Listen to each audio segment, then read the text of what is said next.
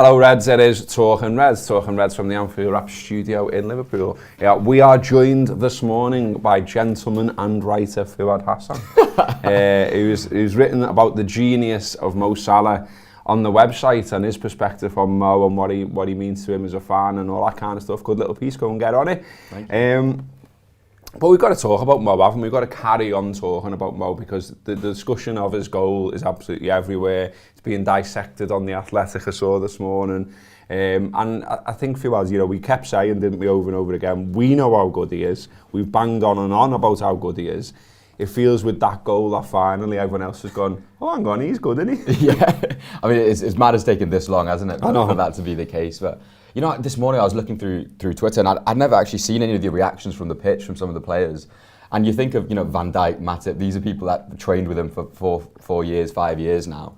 And they're just completely stunned. Van Dijk just has his head on his hands like I did on the cop, turning around and just kind of looking around him.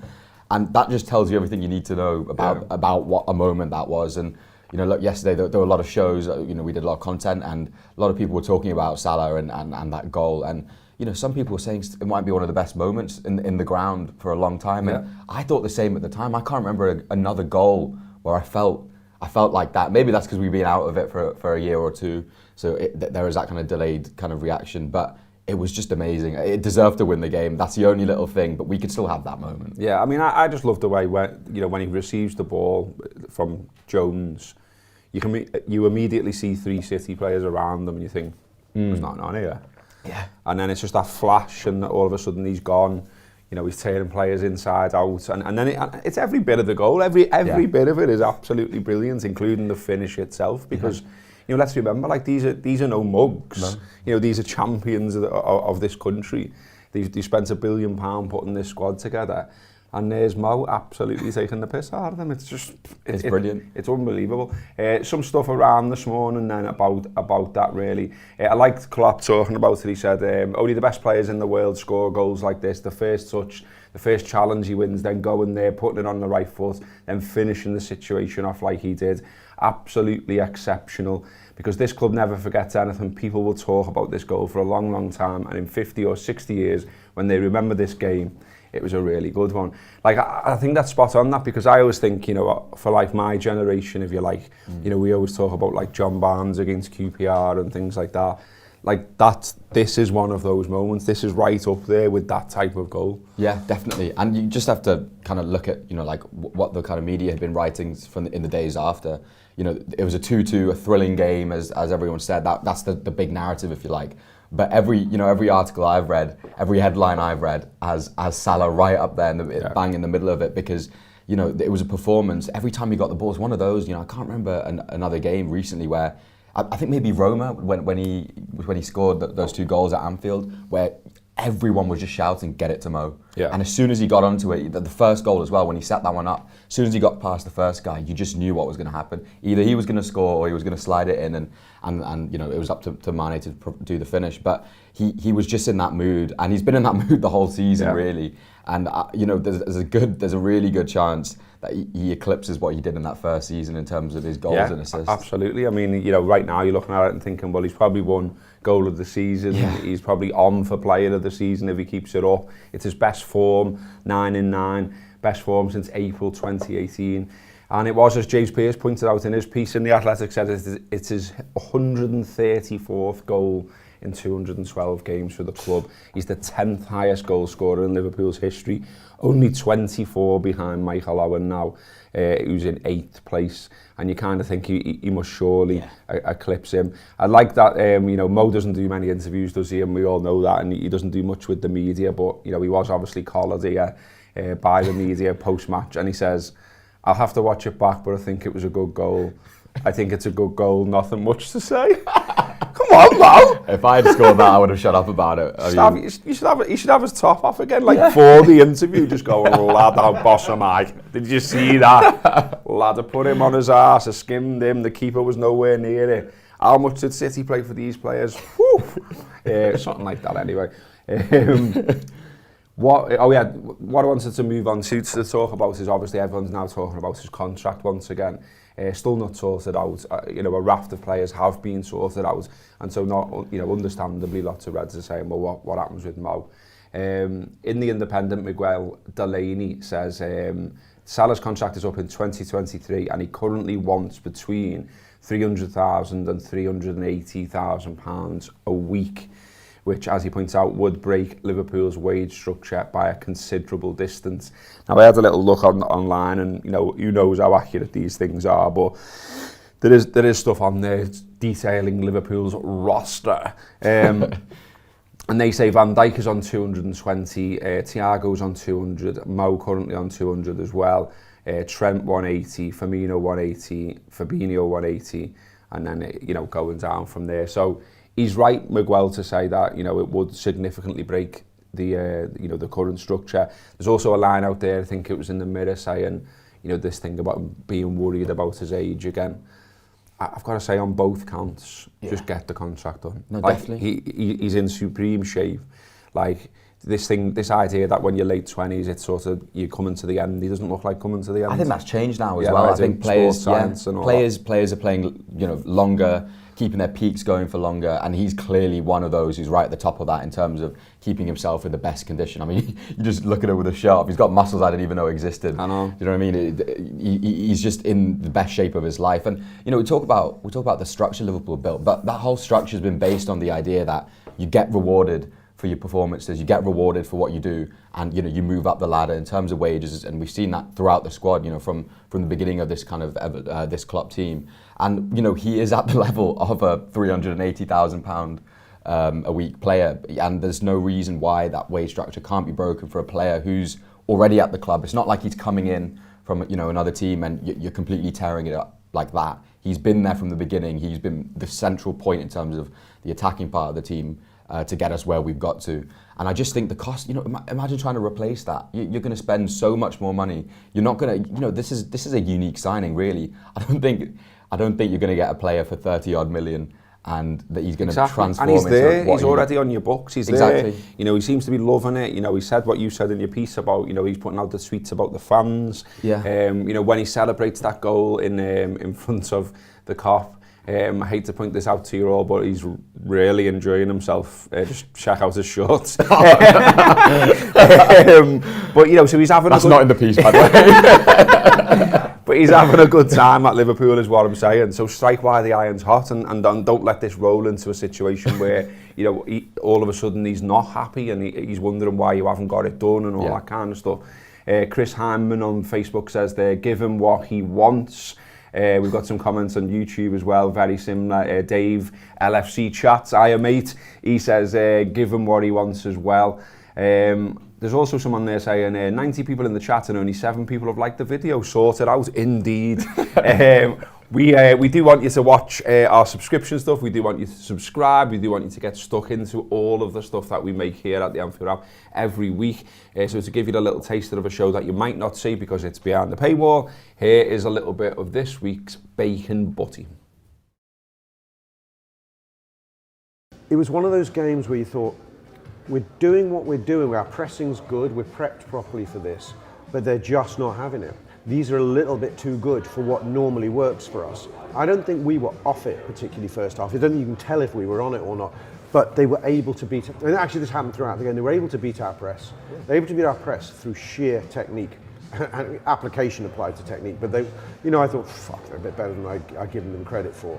By the end of the game, I wasn't quite thinking that, but certainly I was by half time. But you know, I think we're allowed to think that they're good. They'll come away thinking that we're good. The thing for me, and I'm intrigued to see where the conversation goes around the league title, because there's so many received wisdoms in football that Klopp and Guardiola are both able to dismiss at different times. And last season, City win this league without a goal scorer. Yeah. But the thing I'm taking away from that and from this little passage of games, you know, they're able to play really well at Stamford Bridge, but they need a deflected goal there. They play really well at Anfield, but they need a deflected goal to get the equaliser. They don't score against Southampton. And I'm just sort of looking at them thinking they are able to control and dominate games really, really well. But I think the takeaway, possibly by the end of the next run of the games, or maybe as we get closer to Christmas, might just be, yeah, but you need someone who's going to dig you out. when it's tough, when it's not going for you, when you're having a bad day, as they do against Southampton, and that's what they haven't got. They need someone who's going to dig them out. I say all this knowing that they dug themselves out twice yesterday when they were behind. Yeah, I mean, look, Liverpool don't play with a Okay, so that is the Bacon Butty Show, which is available to subscribers to the Anfield Wrap's tour player. You can also join here on YouTube if that is indeed where you're watching it, because some people are watching on Facebook as well. You just click join to get involved with the subscription. But you can check out the details of the subscription on the website. You can also download the Anfield Wrap app on all platforms, and then you can go from there. You can get free content on the app as well if you want a little taster, more of a taster of our subscription stuff. Just looking at some of the comments, someone likes Fuad licking his lips there. We've got someone saying peace, love and happiness to all. Well, that's nice, isn't it? What else have we got? The best goal since Stevie against Athens, says Music Man. Agree? Yeah. Yeah, I do. What else have we got?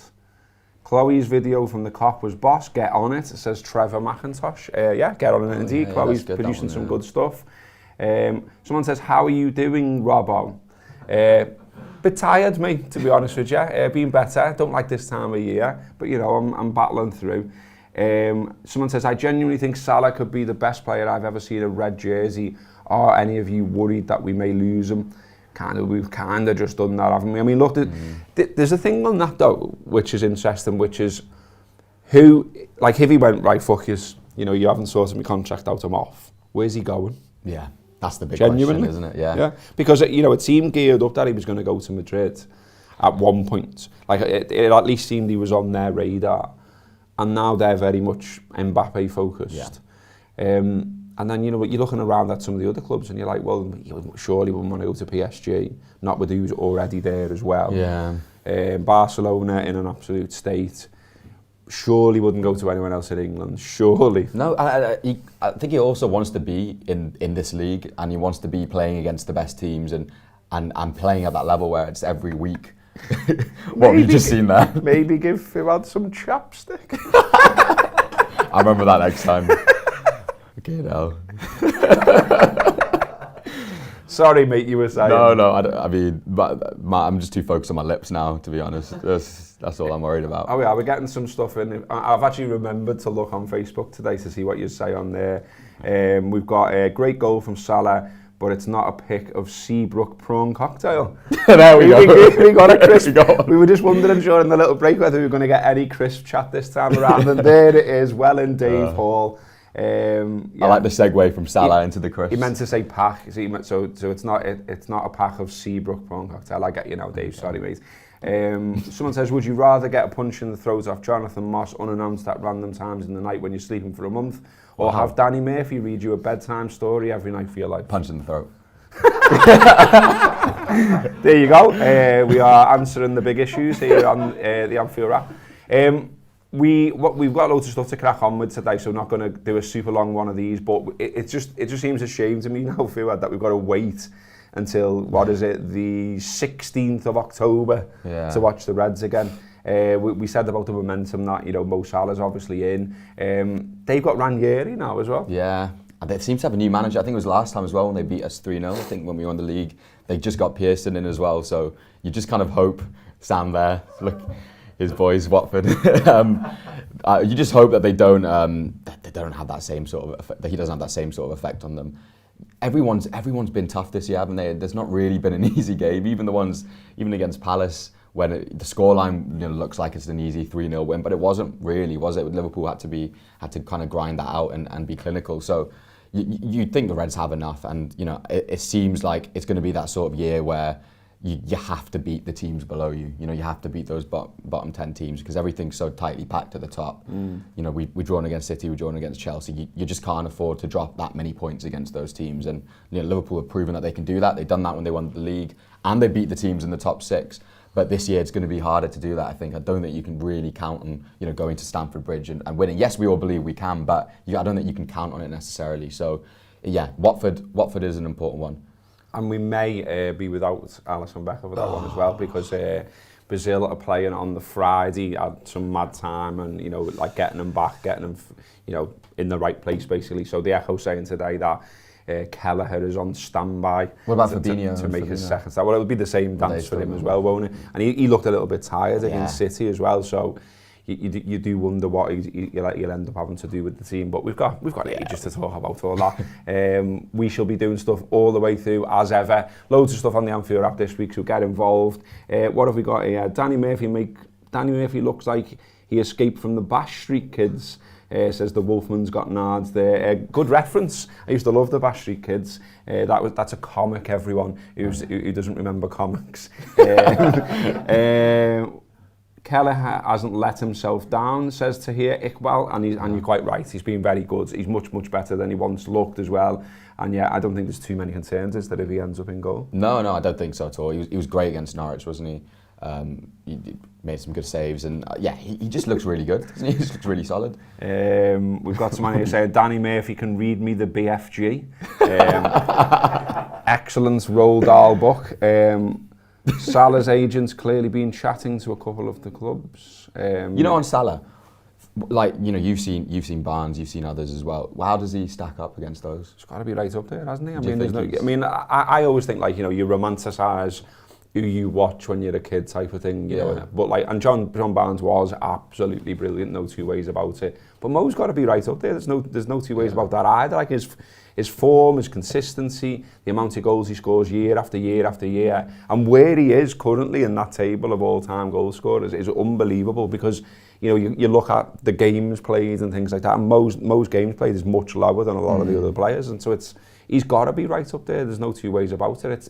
I think someone, it might have been Carragher, might have been Crouch, can't remember, but they were saying, if you did your all-time team, which we all do at times, it's like Mo's in it, in his position. Bang, there he is. On the other side, I'm still having John Barnes in there, though. Do you know what I mean? Anyway, shall we leave it there? That has been Talking Reds. The boys have got a set up in the studio for other subscription content now, so do get onto that. Thanks for your comments today. Thanks for joining in. Thanks for watching. Up the Reds.